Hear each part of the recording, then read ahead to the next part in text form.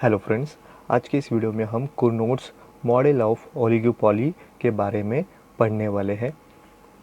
कुर्नोट ने यहाँ पे ओलिगोपॉली जो कॉन्सेप्ट है इसमें अपना अहम रोल दिया है, या इसे कहे कि जो ओलिगोपॉली डेवलप करने का जो यहाँ पे जो कोई था तो वो थे ऑस्टिन कुर्नोट।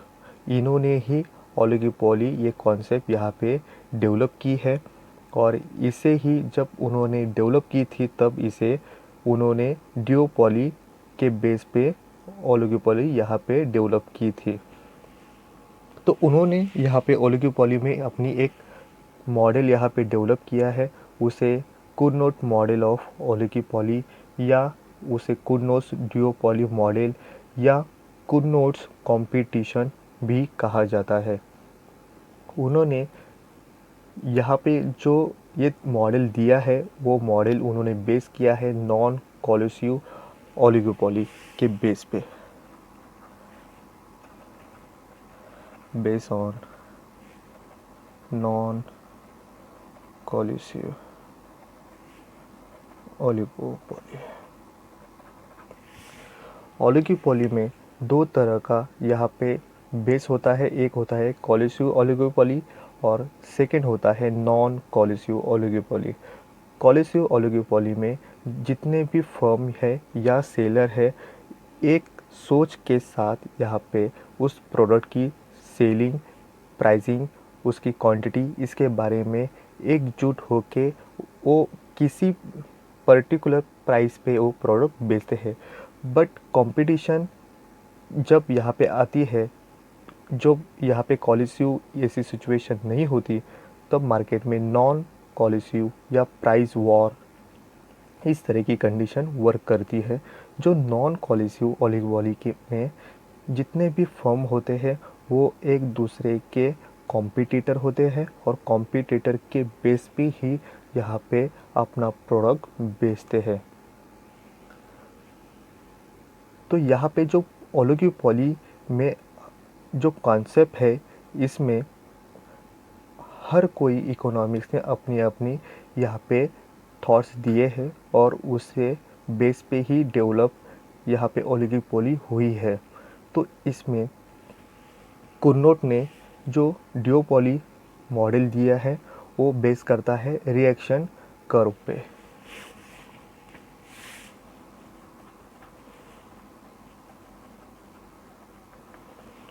कुर्नोट ने जो दिया है वो मॉडल यहाँ पे वर्क करेगा रिएक्शन कर्व। मीन्स अगर किसी एक फर्म ने अगर कोई स्ट्रैटेजी अपनाई है तो उस पे सेकेंड या कॉम्पिटिटर वाले जो फर्म है या सेलर है वो किस तरह से एक्शन का रिएक्शन करेंगे, ये कॉन्सेप्ट यहाँ पे कुर्नोट ने यहाँ पे दिया है। सेकेंड यहाँ पे इस ओलिगोपॉली में जो अपनी थॉट्स देने वाले थे वो थे पॉल स्वीजी, जिन्होंने किंग कर्व मॉडल यहाँ पे दिया है।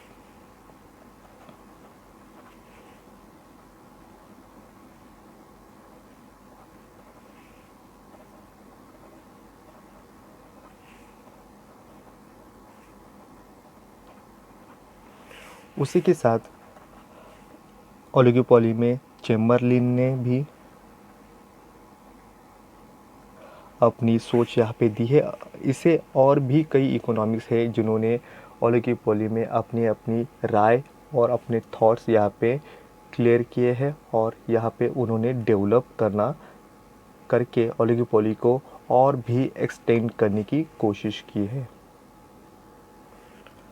अगर कुर्नों के बारे में हम ज़्यादा समझने की अगर कोशिश करेंगे तो हमें उनके बारे में पता चलता है वो एक फ्रेंच इकोनॉमिस्ट थे।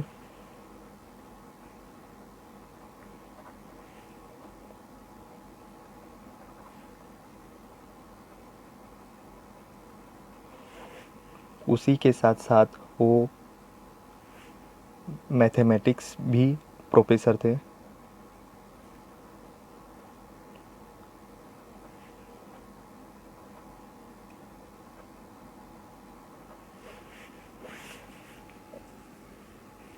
इसमें जो उन्होंने डिओपॉली जो मॉडल या कॉन्सेप्ट यहाँ पे दी है, वो कॉन्सेप्ट हमें मिलता है डिओपॉली मॉडल। इसमें जो डिओपॉली है, ये डिओपॉली उन्होंने एक कॉन्सेप्ट हमें 1838 में यहाँ पे उन्होंने पब्लिश किया था। और जो डिओपॉली है, ये वर्ड हमें ग्रीक लैंग्वेज से मिलता है।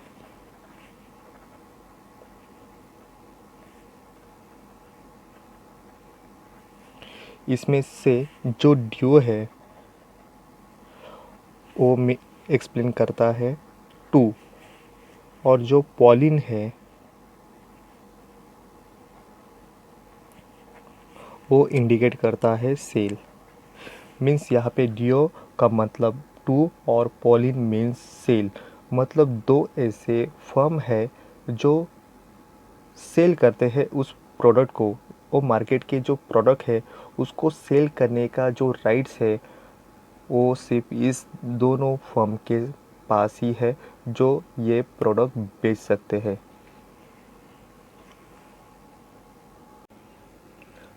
कुर्नो ने अपनी इस डिओपॉली को या डिओपॉली ओलिगोपॉली को 1838 में यहाँ पे एक बुक पब्लिश की थी। उस बुक में अपने थॉट्स उन्होंने डेवलप किए थे। उस बुक का नाम था researches into the mathematical principle of the theory of wealth.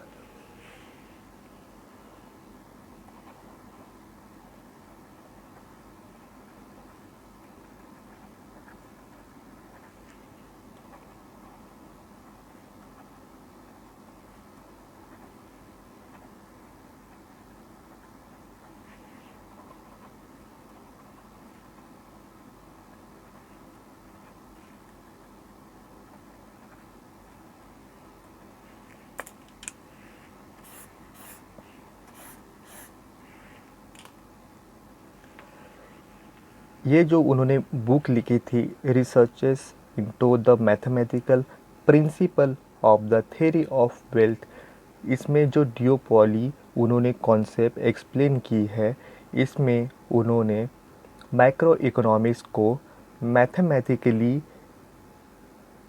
Treatment किस तरह से होगा ये हमें एक्सप्लेन करता है। इसमें macroeconomics plus mathematically treatment, इन दोनों का जोड़ देखे उन्होंने डिओपॉली को और भी सक्षम से और भी गहराई के साथ उन्होंने यहाँ पे एक्सप्लेन किया है।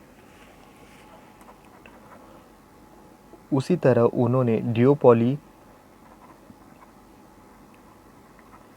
और उन्होंने फर्म्स रिएक्शन कर्व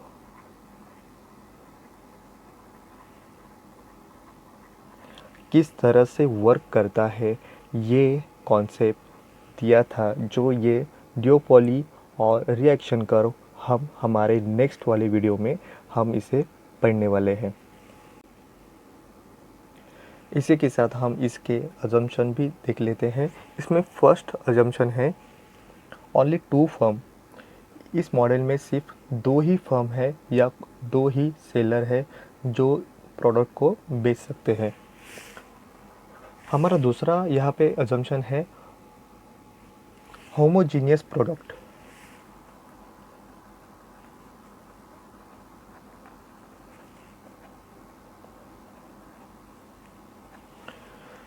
यहाँ पे जो सेलर यहाँ पे प्रोडक्ट बेच रहा है वो जो प्रोडक्ट है वो होमोजीनियस है। दोनों भी फर्म सेम कैटेगरी के या सेम प्रोडक्ट यहाँ पे बेच रहे हैं। और यहाँ पे उन्होंने अज्यूम जो किया है ये प्रोडक्ट है मिनरल वाटर। हमारा थर्ड पॉइंट है cost of production is zero for each firm.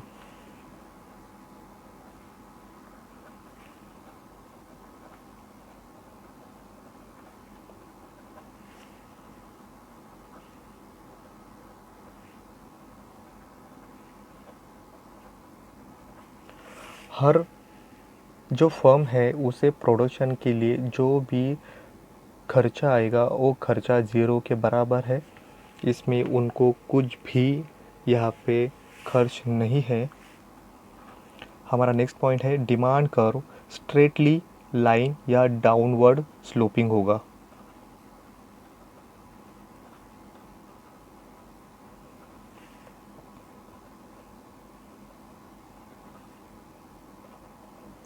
एक तो स्ट्रेट लाइन होगा या डाउनवर्ड स्लोपिंग।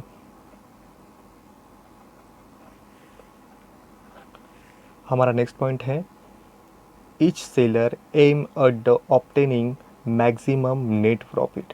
यहाँ पे जो सेलर है उसका एक ही मकसद होता है मैक्सिमम यहाँ पे नेट प्रॉफिट कमाना। Each seller aim at obtaining maximum net profit. यही एक मकसद से यहाँ पे जो सेलर है वो यहाँ पे प्रॉफिट कमाता है। हमारा नेक्स्ट पॉइंट है each firm act on the assumption that is the competitor will not change it's output. इसमें कहा गया है अगर ये वाला फर्म यहाँ पे प्रोडक्शन लेता है तो सामने वाला कॉम्पिटिटर यहाँ पे कुछ भी अपना आउटपुट नहीं लेगा, वो कांस्टेंट रहेगा, इसमें कोई भी रिएक्शन नहीं देगा। बट उसके फर्स्ट वाले जो फर्म है उसके प्रोडक्शन होने के बाद वो यहाँ पे सेकेंड वाला जो प्रोडक्टर या कॉम्पिटिटर है, सेकेंड वाला जो कॉम्पिटिटर है वो यहाँ पे रिएक्शन उस पर दे देगा। Each firm acts on the assumption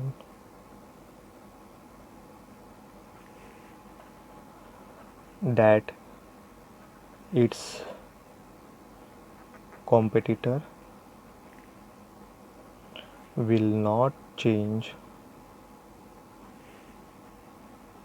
its output।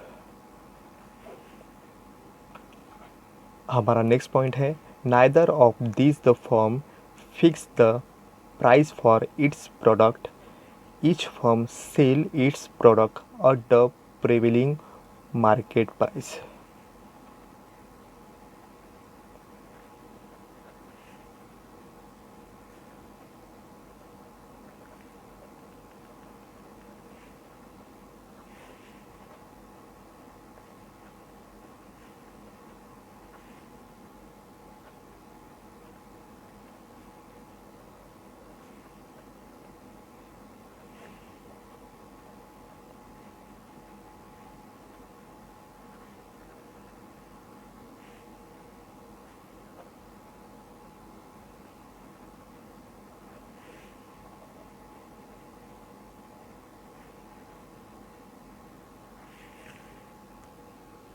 ये पॉइंट हमें ये कहता है कि जब ये फर्म यहाँ पे प्रोडक्ट लेगी तो वो कुछ भी सेकेंड वाला रिएक्शन नहीं देगा, बट सेकेंड वाला जो फर्म यहाँ पे प्रोडक्शन सेल करेगी तब जब उसका आउटपुट बढ़ेगा तब उसकी जो प्राइस है प्रोडक्ट की वो घटेगी, और इतनी घटेगी कि सेकेंड वाला थर्ड की जब यहाँ पे फर्स्ट वाला फिर से अपना प्रोडक्शन देगा या सेल करेगा तब वहाँ पे प्राइस और भी कम हुई दिखाई देगी।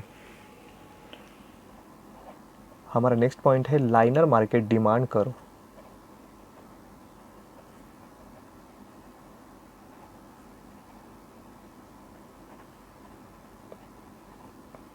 यहाँ पे जो लाइनर है मार्केट का वो लाइनर मार्केट डिमांड कर्व हमें मिलेगा। हमारा नेक्स्ट पॉइंट है identical cost function and production technology.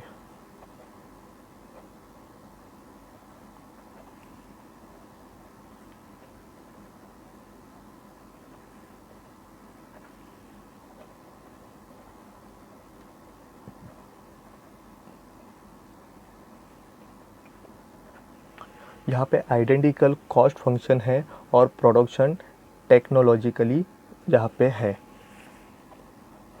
हमारा नेक्स्ट पॉइंट है each firm choose its output to maximum its own profit and taken till output of the rival firm as given.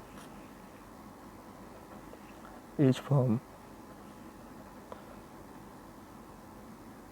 Choose its output to maximum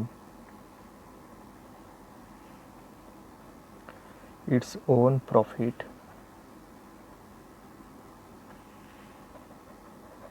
and taken till output of the rival firm as given। जो यहाँ पे जो option है वो output का maximum लेने की एक कोशिश करते हैं। जो मैक्सिमम जो यहाँ पे प्रोडक्ट का आउटपुट है वो आउटपुट के हाफ यहाँ पे फर्स्ट वाला जो फर्म है वो लेगा। उसके बाद ये कुछ भी रिएक्शन नहीं करने के बाद जब सेकेंड वाले आएगा फर्म यहाँ पे प्रोडक्शन लेने के लिए, तो बचा हुआ जो हाफ जो आउटपुट है उसके भी हाफ यहाँ पे वो प्रोडक्शन लेगा और उससे मैक्सिमम यहाँ पे प्रॉफिट मिलाने की कोशिश करेगा।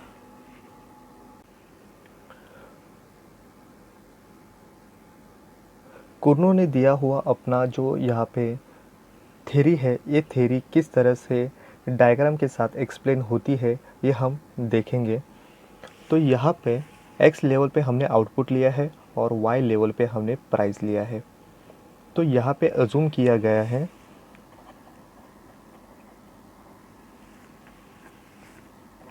सिर्फ दो ही फर्म है। तो ये फर्म टोटल आउटपुट और किस तरह का डिमांड कर्व होगा ये हम देखेंगे। तो यहाँ पे जो ओ बी है ये हमारा आउटपुट है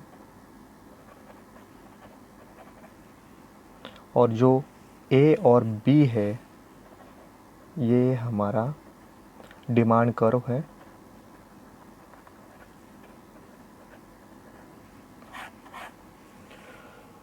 तो इस तरह से इसमें हमें जो हमारा क्राइटेरिया है वो है M C is equal M R. M C is equal M R, ये दोनों एक दूसरे को जहाँ मिलेंगे वही हमारा जो इक्विलिब्रियम है वो हमें मिल पाएगा। तो हमारा यहाँ पे इक्विलिब्रियम हमें ई मिलता है क्योंकि यहाँ पे अज्यूम किया गया है जो मार्जिनल कॉस्ट और एवरेज कॉस्ट ये ज़ीरो है। क्योंकि अज्यूम किया गया है marginal cost and average cost ये दोनों भी ज़ीरो है। मीन्स किसी भी प्रोडक्ट को प्रोड्यूस करने के लिए जो मार्जिनल कॉस्ट आता है और जो एवरेज कॉस्ट आता है वो ज़ीरो के बराबर है। क्योंकि हमने अज्यूम कर लिया है जो फर्म है वो प्रोडक्ट करते हैं मिनरल वाटर। तो उसके जो आउटपुट को या प्रोडक्शन को जो आने वाला खर्च है और टोटल प्रोडक्शन के लिए जो खर्च है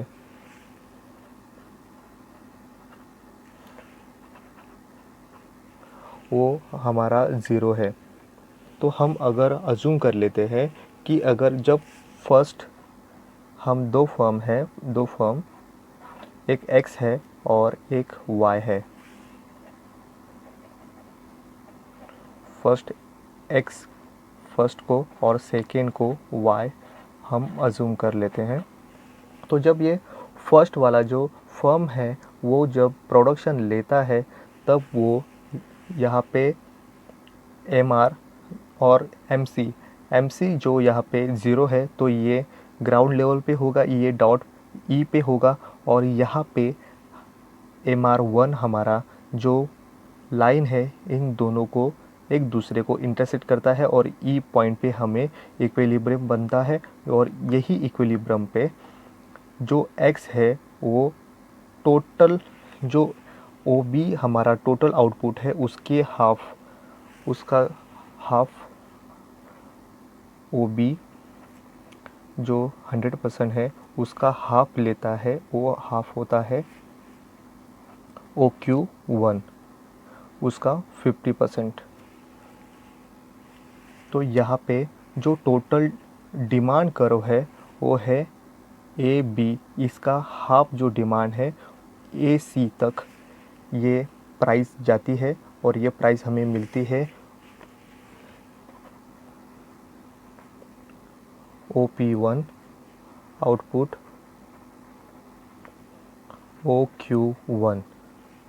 तो जब फर्स्ट वाला X वाला फर्म यहाँ पे जब प्रोडक्शन लेता है तब यहाँ पे Y अपना कुछ भी रिएक्शन नहीं देगा। जब A का यहाँ पे प्रोडक्शन लेके होगा उसके बाद जब X यहाँ पे मार्केट में उतरेगा और अपना प्रोडक्शन कर देगा। तो यहाँ पे इसमें तो उसने 50% लिया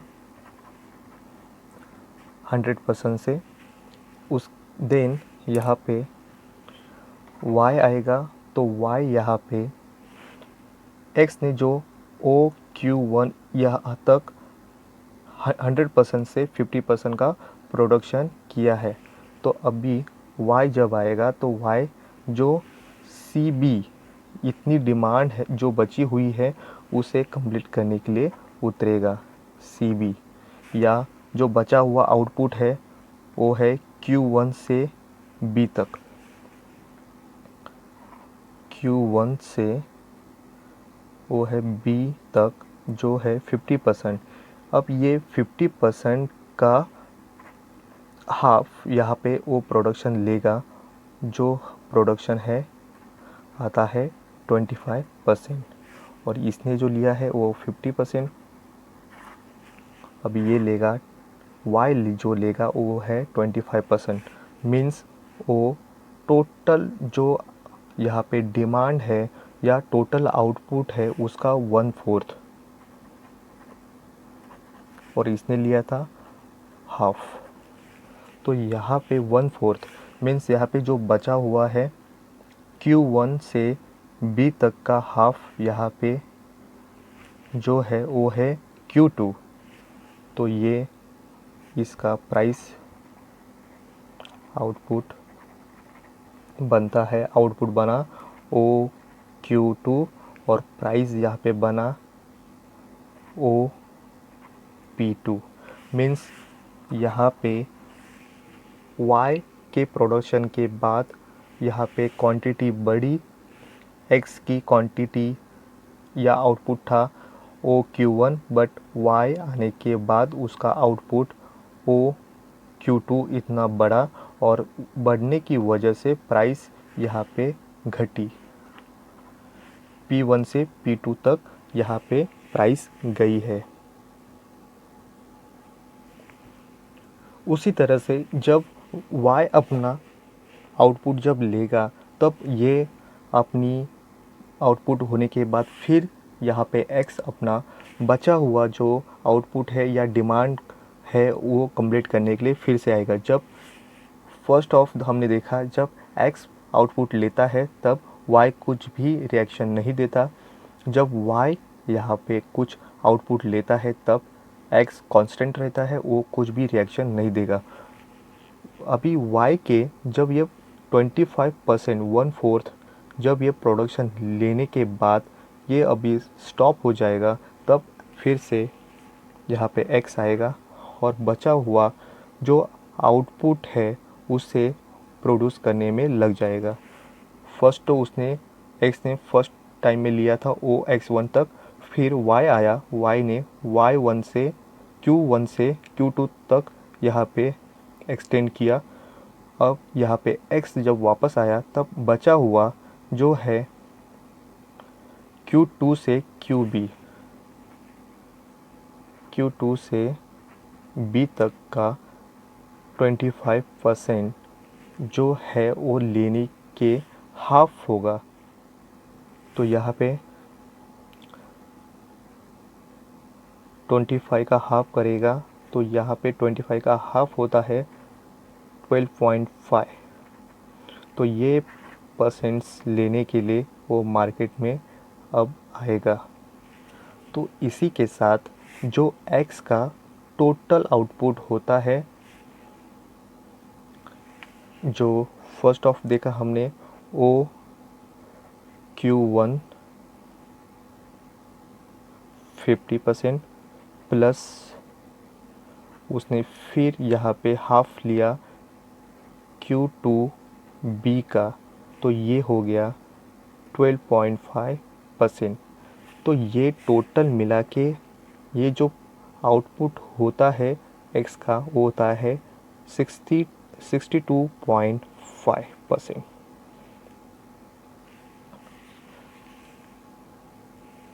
मीन्स जब y ने यहाँ तक OQ2 तक यहाँ पे छोड़ा था, तब फिर से x जब आउटपुट लेने के लिए जब आता है, तब हम यहाँ पे इसे नाम देते हैं f और इसे g। तो यहाँ पे फिर से जब x आएगा तो जो Q2 से b तक का जो ये जो यहाँ पे बचा हुआ जो आउटपुट है इसका भी हाफ, मीन्स यहाँ पे जो 25 का हाफ होता है वो होता है 12.5। मीन्स यहाँ पे Q2 से Q3 तक, Q2 से Q3 ये जो पोर्शन है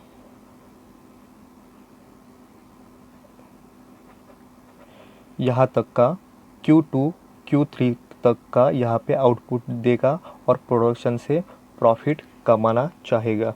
बट यहाँ पे जब X यहाँ पे प्रोडक्शन देता है तब यहाँ पे Y कुछ भी रिएक्शन नहीं करता है।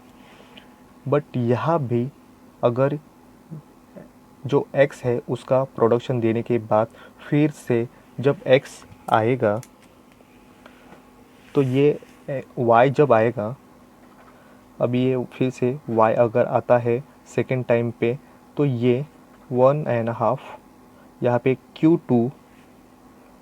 Q2 से B तक का हाफ, मीन्स यहाँ पे Q3 और Q3 से Q4 इसका जो हाफ होता है वो होता है 6.25%। इतने तक का ये यहाँ पे आउटपुट देगा। बट यहाँ पे और भी अगर नीचे अगर जाए या और भी इससे भी नीचे जाए तो ये प्राइस और भी घटी जाएगी और टोटल आउटपुट का 100% का जब यहाँ पे लेवल हो जाएगा, दोनों एक दूसरे को यहाँ पे टच करेंगे, तब यहाँ पे प्राइस ज़ीरो के बराबर हो जाएगी, जहाँ से किसी भी फर्म को यहाँ पे कुछ भी किसी भी तरह का प्रॉफिट नहीं मिलेगा। ये यहाँ पे प्रॉफिट ज़ीरो हो जाएगा। बट ये लेवल यहाँ पे वो लोग छोड़ देंगे। तो ये x और y और x ये कंडीशन कब तक चालू होगा, जब तक टोटल आउटपुट का 1/3 वो नहीं लेते। मीन्स यहाँ पे टोटल आउटपुट का 33% जब तक ये x और 33 y जब तक नहीं लेते, तब तक ये सिचुएशन चलता ही रहेगा। तो अगर यहाँ पे दो फर्म है तो ये दो फर्म कितना आउटपुट ले रहे हैं, 2/3। मीन्स यहाँ पे 66% यहाँ पे दो फर्म यहाँ पे आउटपुट या प्रोडक्शन बेच रहे हैं। बट अगर यहाँ पे 3 फर्म होती तो ये 3 फर्म 3/4 का प्रोडक्शन बेचते, मीन्स यहाँ पे 75% बेचते। जैसे जैसे यहाँ पे फर्म बढ़ेंगे, अगर फर्म बढ़ेंगे तो प्रॉफिट यहाँ पे घटेगा। यहाँ पे एक अगर फर्म होती है तो उसका प्रॉफिट और बढ़ेगा, बट दो का प्रॉफिट, जो फर्म का प्रॉफिट है वो दोनों डिवाइड करेंगे, वो दोनों भी 33% तक टोटल आउटपुट का प्रोडक्शन ले लेंगे, और इससे फर्म 2/3 66 पॉइंट का प्रोडक्शन लेंगे, और थर्ड फर्म अगर होती है तो वो 3/4 यानी 75% यहाँ पे प्रोडक्शन लेती है। जिस तरह का यहाँ पे कुडनो ने अपना यहाँ पे मॉडल ओलिगोपोली में ड्यूओपोली का दिया है, बट उसमें कई क्रिटिस भी किए गए हैं। वो क्रिटिस इस तरह के हैं। यहाँ पे फर्स्ट पॉइंट है more than 2 seller working under oligopoly या duopoly. More than 2 seller working under duopoly concept या मॉडल। यहाँ पे उन्होंने, जो कुर्नो ने कहा है वो कि 2 ही यहाँ पे सेलर है या 2 ही यहाँ पे फर्म होगी जो यहाँ पे प्रोडक्शन बेचती है। सेकंड पॉइंट है इग्नोर द हेट्रोजीनियस प्रोडक्ट।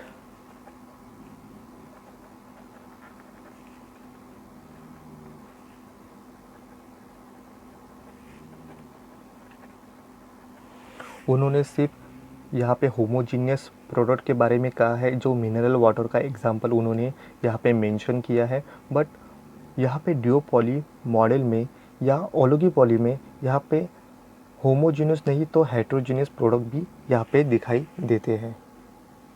हमारा नेक्स्ट पॉइंट है अज्यूम बोथ फर्म, जो फर्म है उनकी एसी और एमसी एवरेज कॉस्ट और मार्जिनल कॉस्ट ये ज़ीरो कहा गया है, जो नॉट पॉसिबल है।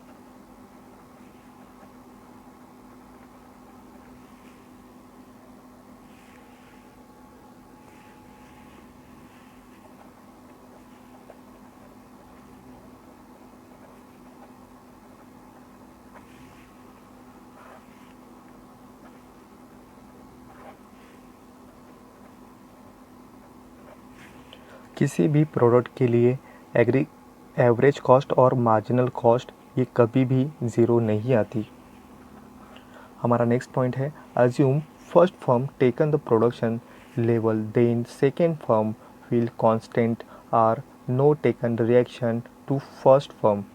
मीन्स यहाँ पे अगर एक फर्म कोई प्रोडक्शन ले रही है तो सेकेंड फर्म यहाँ पे कुछ भी रिएक्शन नहीं देगी, वो कांस्टेंट रहेगी, जो यहाँ पे नॉट पॉसिबल लगता है।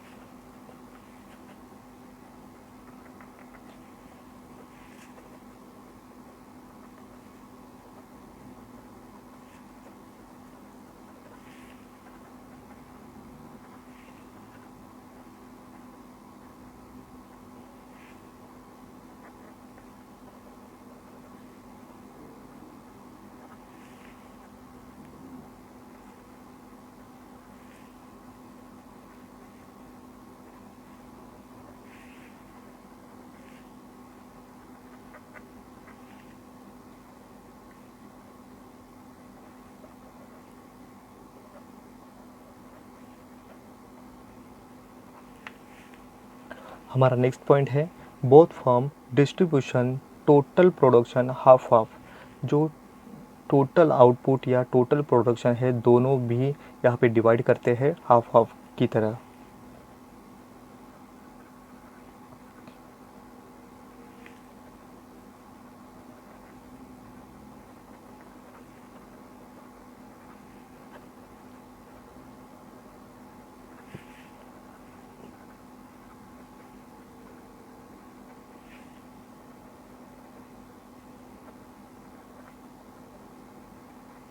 जो यहाँ पे रियलिस्टिक नहीं होता है।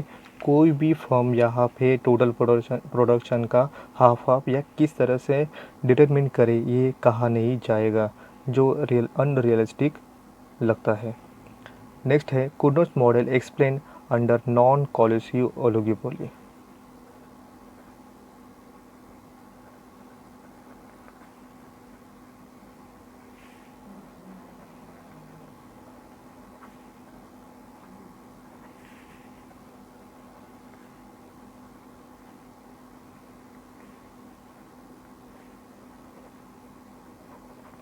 अगर कुर्नो ने ये मॉडल एक्सप्लेन किया है नॉन कोलिसिव ओलिगोपोली, जो किसी दोनों जो सेलर है उनमें कुछ भी यहाँ पे एक जैसा या उनमें कोलिसिव नहीं है, तो वो दोनों एक फर्म अगर प्रोडक्शन लेती है तो दूसरा क्यों उसको रिएक्शन नहीं कर रही है, तो ये जो है मिसमैच की तरह ये कॉन्सेप्ट यहाँ पे लगता है। आज की वीडियो में बस इतना ही। इसी के साथ ये कुर्नो का यहाँ पे कुर्नोस मॉडल ऑफ ओलिगोपोली यहाँ पे हम फिनिश करते हैं। Thank you.